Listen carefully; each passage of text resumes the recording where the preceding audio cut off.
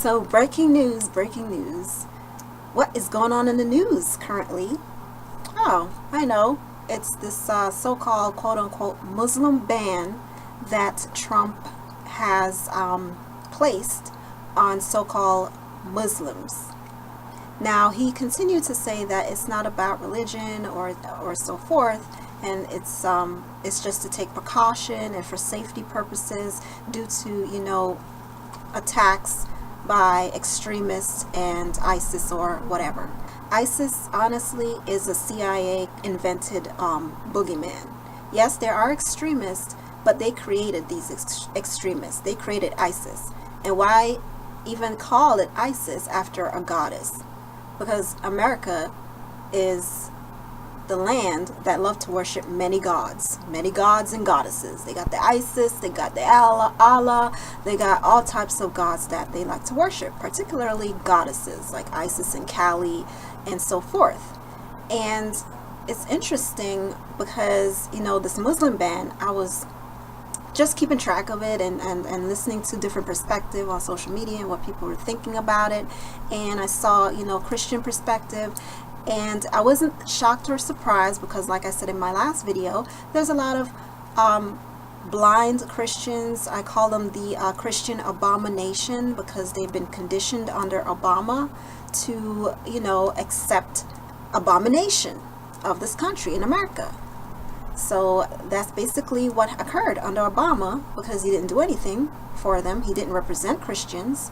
He represented mainly the Muslim or Islam. And everything he didn't do anything that would say that he was really a Christian president.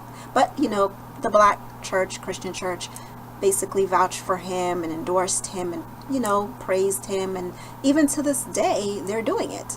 So here comes Trump, and Trump is getting all this backlash. He had his character basically dragged through the mud, and the media did their part in making sure that people were conditioned to see him as Hitler, the enemy, Satan, evil. They pushed forth protests, had their satanic celebrities continue to tweet about everything he does and criticize everything he does, and people join in on it. Even Christians are joining in on it because they were former Obama, not former Obama worshippers. They're still Obama, still have his spell on them, so they're under Obama's spell. Okay, he can do no wrong. They don't know anything about him, but they know that he was the first black man, and he just looked so good and respectful, and he was so charismatic, and he was just so charming and just a great looking president. And they just got bound under his spell, So now here comes Trump, and now that as I continue to observe him, he's actually representing Christians, and he's sending messages to Christians. And it's a spiritual thing going on. It's a spiritual war, a spiritual battle. And if your spiritual eyes are not open, and you're seeing through your carnal eyes like the world, and you're not seeing this whole Muslim. Now, why in the world are Christians defending the Muslim faith? Why are you against whatever is occurring with Muslims? Are you planning on converting Muslims? Because that's what your faith tells you to do. You are supposed to witness to people and bring them to Christ, right? So how is it going to work out if you have Muslims and a country that's dominated by mainly Christians, so-called Christians? Well, we know it's not true Christians that dominate this country, but it's very, very, very few true Christians in this country. But let's just say that majority of Americans are Christians, and you have a small percentage of people who are Muslims that are coming into this country, and they're streaming in thousands by the thousands. Eventually, one religion gonna have to dominate the other.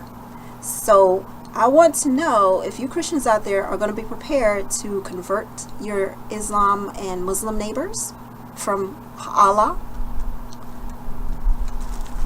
We're going to see who's going to be the one to convert who, because you can't have many different gods without one of these gods trying to dominate over the other god. We've learned this from history. Look through your history. That's what occurred. And we know the God of Abraham, he dominated. So now he's sending you a message, thousands of messages, even through Trump.